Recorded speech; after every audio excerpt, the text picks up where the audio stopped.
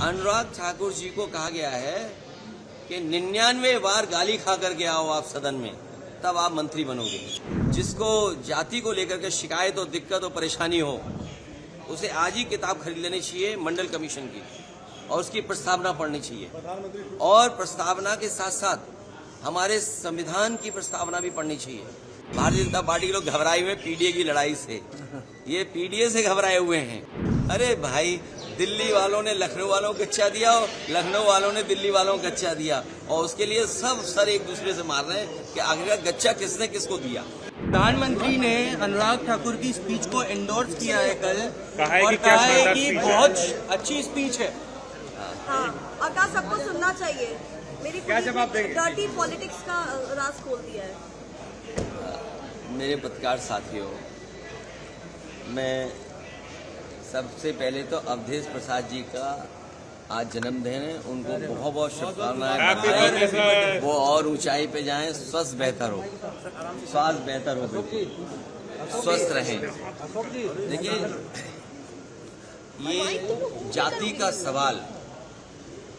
का सवाल कोई नया नहीं है। जाति का सवाल बहुत पुराना है। मैं उन बातों में नहीं जाना चाहता हूं।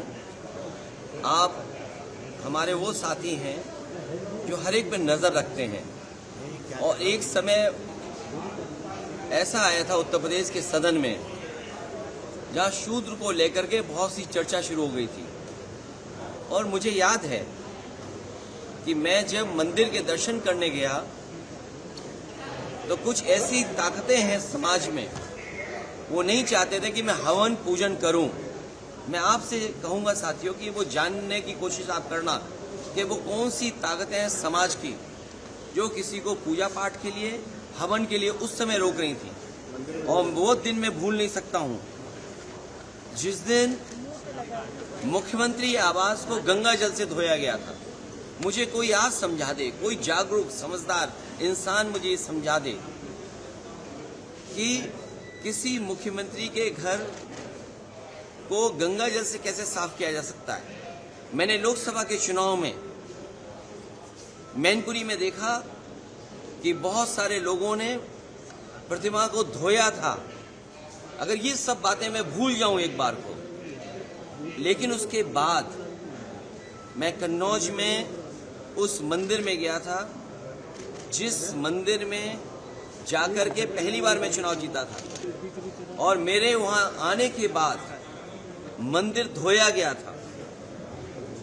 सोचिए, आप कल्पना कर सकते हो, जब आप चंद्रमा में जाना चाहते हैं, इलेक्ट्रॉन्स की बात कर रहे हो, डिजिटल इंडिया की बात हो रही हो, विश्व गुरु, अमृतकाल, विकसित भारत, और आप गंगा जल से धोएंगे मंदिर को।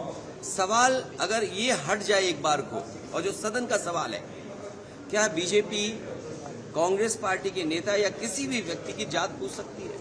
हम और आप लोग कभी व्यवहारिक मजाक करते हैं तो उसमें चलो एक बार को कोई बात मजाक में चली जाए, लेकिन सदन में जो शब्द का इस्तेमाल हुआ था, मुझे तो ये लगता है अनुराग ठाकुर जी को कहा गया है कि 99 बार गाली खा करके आओ आप सदन में, तब आप मंत्री बनोगे। और जाति का सवाल जिसको जानना है, बाबा साहब भीमराव अम्बेडकर जी की किताब एनिमिलेशन ऑफ कास्ट, एनिमिलेशन ऑफ कास्ट जरूर पढ़नी चाहिए। अगर कोई इस सदन में, और जिस विचारधारा से हम लोग जुड़े हैं, नेताजी जुड़े रहे, डॉक्टर राममनोहर लोहिया जी की विचारधारा को लेकर के जा रहे हैं, उन्होंने जाति तोड़ो की बात कही थी। इनके पास अगर कोई व्यवस्था हो जिससे जाति तोड़ी जा सके, बीजेपी के लोग बताएं कि जाति तोड़ो आंदोलन जो डॉक्टर राममनोहर लोहिया जी ने चलाया था और समाज में एक परिवर्तन लाने की कोशिश की थी, क्या जाति तोड़ो आंदोलन का उनके पास कोई दूसरा है विकल्प? और फिर जिसको जाति को लेकर के शिकायत और दिक्कत और परेशानी हो, उसे आज ही किताब खरीद लेनी चाहिए मंडल कमीशन की और उसकी प्रस्तावना पढ़नी चाहिए।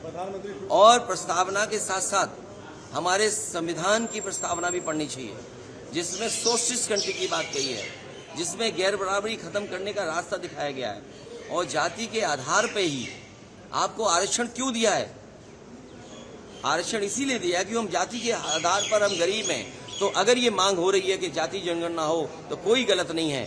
हमारे बहुत सारे फैसले और बहुत सारी नीतियां तभी अच्छी बनेंगी जब जाति जनगणना हो जाए और समाज को ये पता लगे कौन कितनी आबादी का है, उसको उस हक और सम्मान के साथ उसको उसमें मिल जाए। और सबसे बड़ी बात है, भारतीय जनता पार्टी के लोग घबराए हुए पीडीए की लड़ाई से।